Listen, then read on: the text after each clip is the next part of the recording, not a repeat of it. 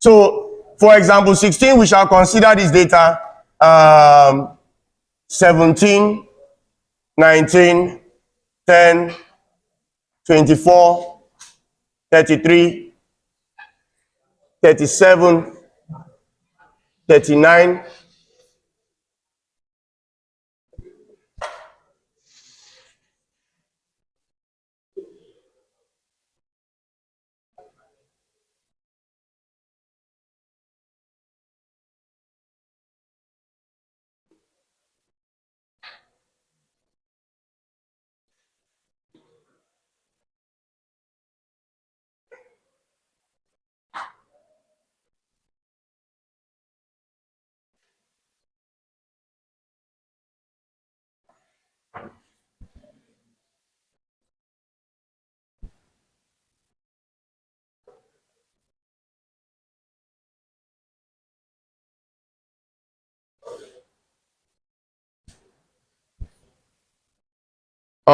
So we are still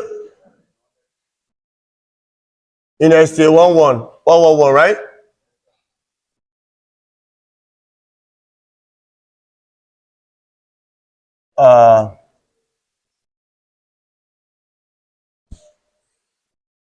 So we are still looking at, this is our last discussion under organization of data.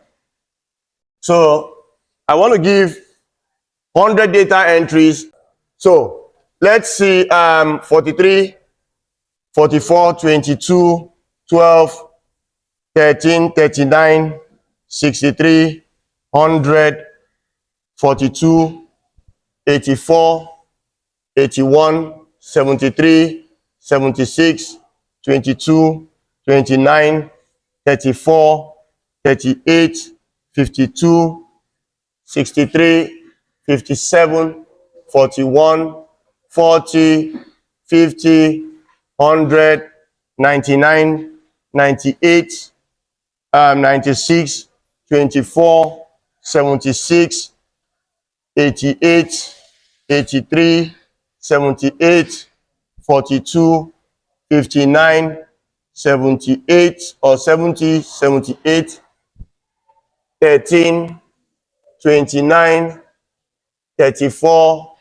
54, 59, 33, 37, 82, 91, 96, 84, 85, 93, 64, 67, 72, 43, 60, 61, 72, 45, 83, 76, 62, 51, 35, 24, 29, 26, 23, 28, 41, 47, 61, 37, 35, 14, 19, 51, 15, 20, 26, 28, 32, 39, 40. Okay, so those are 100 data entries. Those are 100 data entries. Now the question is, we are demanded to organize that data entry in how many classes? How many classes did the question say? 5 classes, right? Now, the first thing you are expected to do, everybody, if you are asked to organize that data, 100 data entries into 5 classes. This is our last discussion under organization of what? Data. You will start with saying class size. You will start with computing the class size, W or C, as the case may be. What was the formula for computing class size? It was what? Range over number of what? Classes required. Now, what is the range of a data set? The range of any data set is the largest value in the data set minus the smallest what? Value. Is it clear? So I'm going to put here, clearly, 100 is the largest value in that data set and the smallest is 10. So I'm going to put 100 minus 10 as my range. Is it clear? Number of classes required will be given to you. The question has already demanded that you organize the data in how many classes? 5 classes. So this will be divided by what? 5. Is it clear? 100 minus 10 is 90. 90 divided by 5 is what? 18. So I'm going to put here 18. Once you get 18, it means you have been able to determine the class size. Please, class, what did we say class size is? What is class size? Class size is the range of the interval. Okay. So, please look up, everybody. Now, like I said, the first thing you have to do is to compute the class size. To compute the class size is very simple. All you have to do is to compute the range, and the range means the largest value in that data set minus the smallest value. Then you divide it by what is demanded of you to use as what? The number of classes required. Now, once you do that, you will now draw the table. Please, what did we say you are required? How many columns are required? The first column you were asked to produce was what column? Class what? Class interval. So I'm going to put the class interval. The second column, tallies. The third column, frequencies. Frequencies. Okay? That is FI, right? The next column, class boundaries. Is that the second to the last one? Class boundaries, okay? The next one, class marks. So, class marks. And your class marks are your XIs. For group data, your class marks are your what? Your XIs, okay? Then the last one is which one? Cumulative frequencies. Cumulative frequencies. So this will be CFI. Are we there? Now, please take note of something, everybody. When you are given a data like this, a spread like this, to organize. Now, since I have been told by the question to produce 5 class intervals, whenever you organize like this, it is always possible to have an extra interval because the last value is not accommodated. So even though the question is telling you to produce 5 class intervals, should it happen that you have what is called an outlier, one value did not go into the last interval, you have every right and you are statistically correct to create one more interval to make how many? 6. Is it clear? So, how do you start creating your interval? So I'm going to put interval 1, row 2 for interval 2, row 3 for interval 3, row 4 for interval 4, and row 5 for interval 5, in the hope that all my data entries will go into the first 5 intervals. Now, please take note, because the lowest data entry is 10, the first class interval automatically starts with what? 10. Is it clear? Now, if the first class interval starts with 10, how do you know what will be this? There are 2 ways. It is either if your class size is telling you 18, then it will be proper, you add 18 to 10. Do you remember what I told you some time ago? To determine your class size. So the next class size here will be what? 10 plus 18 minus 1 will give you what? 27. And that is because 10 plus 18 will give you 28. Do you see it?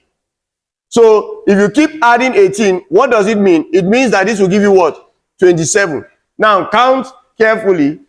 10, 11, 12, 13, 14, 15, 16, 17, 18, 19. That's 10, right? 20, 21, 22, 23, 24, That's how many? 15, 25, 26, 27. That's all together adding 18. So that will now mean if you keep adding 18, it will be easier for you. Add 18 to 28, what would it give you? If you add 20, okay, add 17 to 28, what would it give you? That will give you what? 45. But if you are adding to this one, you'll be adding one less. I hope you know. If you are adding to these ones, you'll be adding 18 because it is the class size. But if you are adding directly, for instance, 10 to 28 is 19, oh, but 10 to 27 is what? 18. So if you want to add your class, if you want to determine your class size from this, then what you need to do is to add one less than 18. So 10 plus 1 less than 18 will be what? 10 plus 17. Is it not so? That will give you what? 27. So if you do the same thing, 28 plus 17 will give you what? 45. And if you add 28 to 18, what would it give you? 46. Is it not so? Now, add, what do you call it? 17 to 46. What will it give you? That should be 63, right? Is it not so? Now, this will be what? 64. Add 17 to 64. What would it give you? 81. Add, this will be 82. Add 17. This will give you what? 99. Do you see it? Now, giving you 99, the question now lies in where would 100, which is a data entry here, lie? So at that point in time, you are statistically correct. Although you were required to produce 5 classes, you must create an extra class to accommodate that value. Is it clear? For that reason, I will create another class here that starts with what? 100 and moves to what? 117. Is it clear? So that is how you produce the intervals. After producing the intervals, let us now take tallies. The first one, let's start horizontally. Do we start horizontally or vertically? Let's go horizontally. So the first one is what? 17. 17 will fall in the first class. The next one is 19. It falls in the first class. The next one is 10. 24. 33. 37. 39. 12. Cross. Do you see it? I've made one bundle. 19. 40. 41. 43. I start a new bundle, right? Let me give a little bit of space. That was what? 43. 84. 63. Third, right? 57. That should be third. 13. 29. 34. 54. Third. 59. Third. 42. 44, 81, 41, 41 is second, 40, second, 33, second, 37, second, 82, fifth, 91, 96, 46. I'll cross that, right? 22. 73. 50. Begin a new bundle. 100. 84. Cross. 85. 93. 64. 67 will go in here too. 50. 12. 76. I will cross to make a bundle of what? 99. 98. 72, 43. I'll cross, right? 61, 72, 45, 43, 13, 22, 96, 24, right? 24, is it not so? 24, 83. 83 should be here, right? 70. Is this where I am? 62, 51, 35, 35, 31, 39. I will cross. 29. I'll begin a new bundle. 76 will come here. 88 will come here. 24,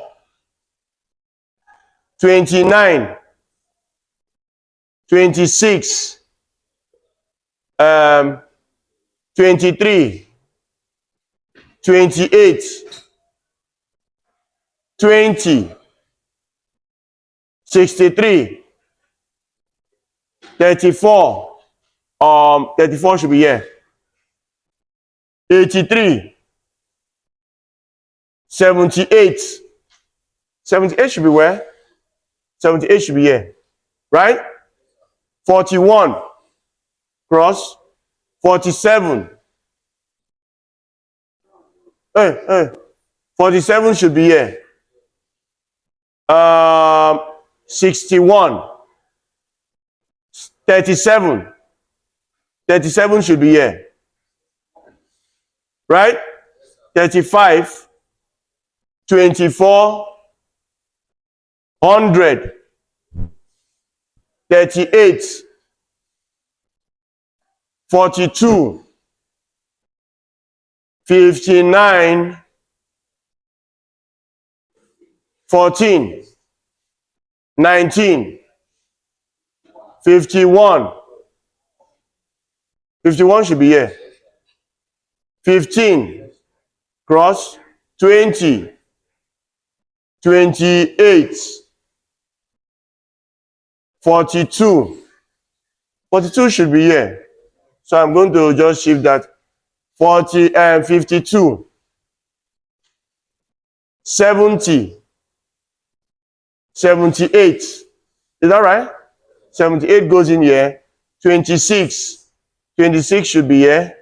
No, 26 should be in the first one. 28 should go in here. 32 should also go in here.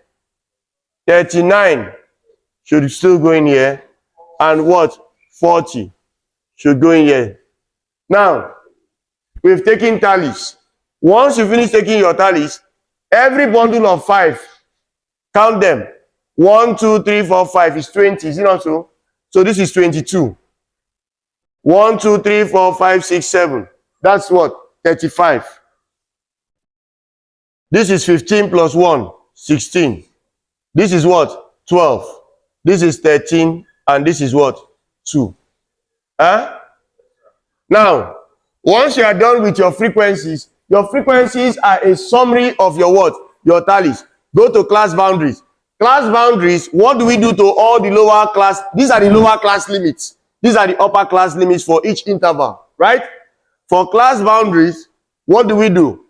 Remove 0.5 here, it gives you what? 9.5. This will be what? 27.5 when you add that 0.5. Remove 0.5 from that, 27.5, and this goes to what? 45.5 when you add it. Remove 0.5 there, 45.5, and this goes to what? 63.5. Remove 0.5 here, 63.5. Please, I hope you follow what I'm doing. Then this goes to what? 81.5. Remove 0.5 here, 81.5, and this goes to what? 99.5. Then this is what? 99.5 to what? 117.5. Is it clear? That will give you the class boundaries. Class marks. We say class marks are the arithmetic mean or average of these two limits. So 10 plus, now this is what I want to tell you. Students will waste time in the exam computing when they ought not compute. So if you know that class marks are gotten by adding the average and adding the limit of a particular class interval and dividing it by 2, please don't repeat that procedure every time. All you need to do is 1. You get me? You only need to do what? 1. 10 plus 27 will give you what? 37. Is it not true? 37 divided by 2 will give you what? 18.5. Is it not so? 18.5. Now, once you compute that 18.5, leave it. Don't do the rest by adding. Some people will keep doing 28 plus 45 divided by 2, 46 plus 63 divided by 2. Once you have computed 1 for equal class intervals, your result, the next one will be 36. This one is what? 18.5, right? Keep adding your class size again and again. You will get the same value you will get. So 18.5 plus 18 will give you what? That will give you 36.5. Am I right? 36 plus 5, 36.5 plus what? 18. What would it give you? That will give you 54.5. Add 18 again to it. It will give you what? 72.5. Add 18. It will give you 90.5. Add 18 again. 108.5. If you check using your calculator, this plus this divided by 2 will give you this. This plus this divided by 2 will give you this. That will waste your time in the exam. So in the exam, all you need to do, I am telling you, just add these two. Provided you are working with equal class interval, add these two, get the average, and start adding the class size repeatedly. It will give you the same value you would have gotten if you add and divide by 2. Am I understood? So once you do that, you have gotten your class marks. Your cumulative frequencies. The first cumulative frequency and the first frequency are the same. So if this is 22, then this must be what? Did we take that before? We have said that before. Am I talking to people? Now, if this is 22, 22 plus 35 will give you what? 57. That will be the next cumulative frequency. The next cumulative frequency will be 57 plus 16. And that will give you what? That will give you 73. Is it not so? 73 plus 12 will give you what? 85. 85 plus 13 will give you what? 90 what? 98. 98 plus 2 will give you what? Do you see that? That shows we are what? We are correct. Because the total data entry in this set is what? 100. So first cumulative frequency and first frequency are the same. Last cumulative frequency and total frequency is what? The same. Thank you very much. Is there any question? Is there any question? So we'll see in our next class.